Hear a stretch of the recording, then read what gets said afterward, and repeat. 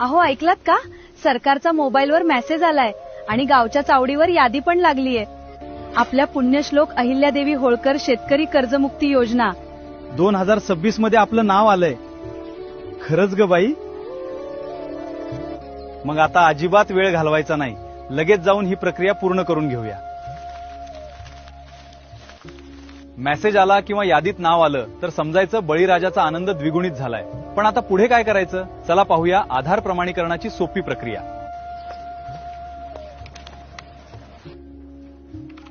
या सयाजीराव, कर्जमुक्तीचा मेसेज किंवा यादीत नाव आलंय ना तुमचं? हो, मला मेसेज आलाय. मग तुमच्या मेसेजमधील किंवा यादीतील विशिष्ट क्रमांक किंवा आधार द्या. जवळच्या आपले सरकार सेवा केंद्रात गेल्यानंतर केंद्र चालक तुमचा कर्ज खात्याचा विशिष्ट क्रमांक आणि अॅग्रीस्टॅक नोंदणी तपासतात. विशेष सूचना, जर नोंदणी झालेली नसेल तर काळजी करण्याची गरज नाही. केंद्र चालक तुमची अॅग्रीस्टॅक नोंदणी देखील तिथेच पूर्ण करतील आणि त्यानंतर पुढील प्रक्रिया पार पाडतील. बघा सयाजीराव, तुमच्या कर्ज खात्याचा तपशील आणि आधारवरील सर्व माहिती बरोबर आहे ना? होय भाऊ, एकदम बरोबर आहे सगळं. छान. मग आता या मशीनवर तुमचा अंगठा ठेवा.